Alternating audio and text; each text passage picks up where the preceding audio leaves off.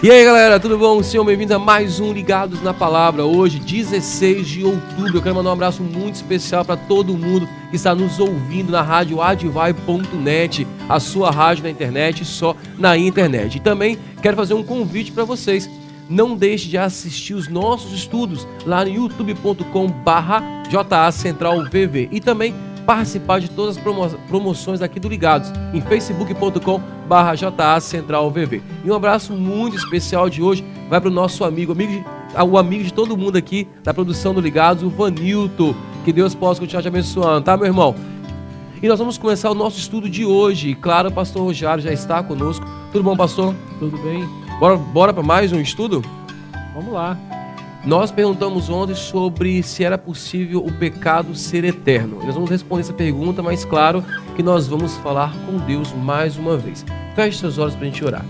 Querido Deus, muito obrigado pela oportunidade que temos de estudar a Tua Palavra. Continue conosco sempre, em nome de Jesus. Amém. E aí, pastor, tem condições do pecado ser eterno? Teria uma condição? Uma condição do pecado ser eterno. Deus, quando criou o ser humano, Ele criou na eternidade. Né? Nós fomos criados para viver na eternidade. Né? Com a entrada do pecado, o ser humano foi tirado desse estado de eterno e se tornou mortal. Né? Porque se tornou pecador. Né? Agora, lá no Jardim do Éden, na verdade, existiam várias árvores, mas duas árvores se destacam no plano da salvação. Né? Na história. Quais são essas? A árvore do conhecimento do bem e do mal, que foi a árvore da prova. E Deus disse para Adão: não coma, porque se você comer, você vai morrer. E a árvore da vida, que era um símbolo de vida eterna. Quando o ser humano incorreu no pecado, Deus vedou o acesso do ser humano à árvore da vida. Exatamente para que ele não se tornasse um pecador imortal. Se o ser humano vivendo nesse mundo 70, 80 anos já faz tanta coisa ruim, imagina o camarada vivendo eternamente no pecado. Mas se eles comeram da árvore do conhecimento do bem e do mal, que as pessoas representam aí sempre como uma maçã, e eles morreram, que na verdade foi uma morte espiritual, se eles comessem da árvore, eles não teriam, então, salvação? Não seriam bons de novo? Não, né? Como eu falei, a árvore era um símbolo. Né? Como essa árvore existirá na Nova Jerusalém, na cidade de Deus. Né?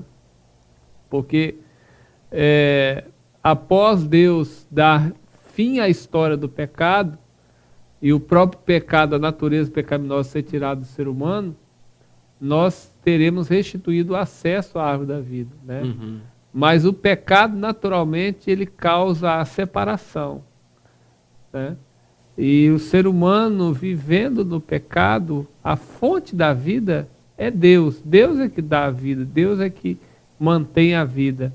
E pecado e a natureza divina são dois elementos completamente contraditórios. E foi que a gente estudou que somente o perdão somente através do sacrifício, né, teria salvação. Exatamente. Então mesmo se eles comessem essa árvore de novo, eles não teriam, porque deveria ser o sacrifício. Exatamente.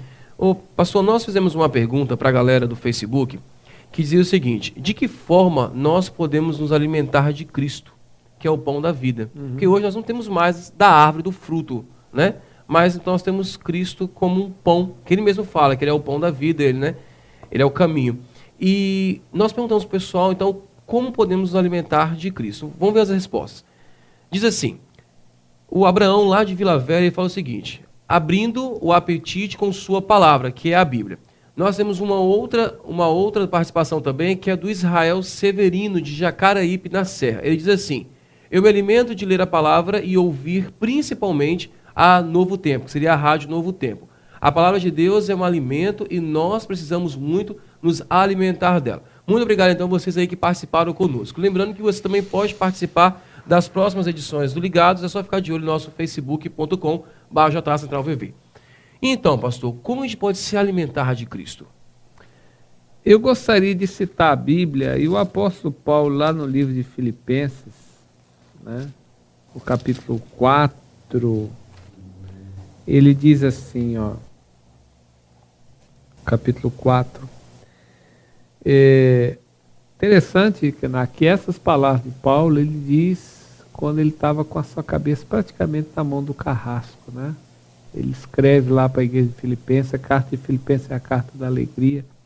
Capítulo 4, verso 4, ele diz assim, alegrai-vos sempre no Senhor, né? Outra vez digo, alegrai-vos. Aqui já dá um indício. Primeira coisa que a gente precisa ter para se alimentar de Deus é estar alegre em Deus. Quando a gente está alegre em Deus, quando a gente está feliz com Deus, nós estamos felizes com nós mesmos. Porque a gente não pode dar aquilo que a gente não tem. Depois ele diz assim, ó, seja a vossa moderação conhecida de todos, perto está o Senhor.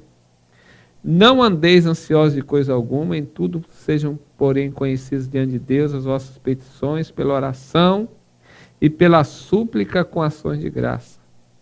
E a paz de Deus, que excede a todo entendimento, guardará o vosso coração e a vossa mente em Cristo Jesus. E ele diz, finalmente, irmãos, tudo que é verdadeiro, o que é que nós devemos alimentar? Tudo que é verdadeiro. Tudo que é respeitável, tudo que é justo, tudo que é puro, tudo que é amável, tudo que é de boa fama, se alguma virtude há e se algum louvor existe, seja isso que ocupe o vosso pensamento. Que é também aprendeste e recebeste e ouviste e viste em mim, isso praticais, e o Deus da paz estará convosco. Ou seja, como é que nós podemos nos alimentar de Jesus? Nos alimentar de tudo aquilo que é de Jesus, né? Aqui Paulo lista, né, o respeito, a justiça, a pureza, a amabilidade, né, tudo aquilo que é de boa fama, né, tudo aquilo que é virtuoso, como Cristo Jesus era completamente perfeito. Né, nós precisamos buscar as virtudes de Cristo Jesus para a nossa vida. E qual a finalidade disso, pastor? A finalidade disso é nós agradarmos a Deus, né? Nós fomos criados para agradar a Deus. O ser humano não foi criado para si mesmo, né? Agradando a Deus, nós somos plenamente felizes. Né? E a eternidade será exatamente usufruir dessa bondade de Deus. Da mesma forma, o plano de Deus é que nós sejamos felizes. Por isso ele pinta o céu de azul, ele pinta as matas de verde, né? Ele nos dá um ar puro para respirar. Cada pessoa ela é um indivíduo completamente diferente do outro. Deus tem cada um como seus filhos, né? Então Deus nos ama acima de todas as coisas, né? Ele tem um amor eterno por nós. Por isso que o próprio Jeremias diz, com amor eterno te amei, né? E o objetivo disso é que nós também sejamos a alegria de Deus. Vivamos uma vida para agradar a Deus, né? E quando nós colocamos isso como princípio norteador das nossas decisões, todas as coisas se tornam aprazíveis para nós. Paulo, o apóstolo, o salmista Davi diz, entrega o teu caminho ao Senhor, confia nele, o mais ele fará. O princípio é você colocar Deus em primeiro lugar. Mas para isso acontecer, a gente tem que fazer alguns sacrifícios pessoais, não temos? Temos, que a nossa natureza, a gente tem duas naturezas, né? Apesar de nós termos sido salvos, apesar de nós termos sido alcançados por Deus, Deus nos amou quando nós ainda éramos seus inimigos. Nós ainda, enquanto nós vivemos nesse mundo de pecado, sob o ciclo de pecado, né, nascer, gerar e morrer, nós teremos que conviver com a natureza pecaminosa. E o sacrifício que vamos fazer, a gente vai responder amanhã. Amanhã. Correto? Com certeza. Então agora nós vamos falar com Deus mais uma vez para a gente terminar o programa de hoje. Ok? Pastor, ora para a gente. Vamos orar. Mais uma vez, Pai, nós louvamos o Teu nome, porque em Cristo Jesus nós encontramos a perfeita paz, a perfeita harmonia. Nós nos vemos como objeto do Teu amor, da Tua graça, e descobrimos o verdadeiro valor que nós temos diante do Senhor. Portanto, Pai, aceita a nossa decisão de pertencermos ao Senhor e concede-nos a Tua paz, a paz que só Cristo pode nos dar. Dá para nós esse restante dia a Tua bênção, nós oramos em nome de Jesus. Amém. Agora você já sabe, né? É com você. Vamos continuar lendo a palavra de Deus. E o capítulo de hoje é Salmos 70. E claro, a gente espera amanhã para saber quais os sacrifícios precisamos fazer hoje em nossos dias. Um grande abraço. Tchau.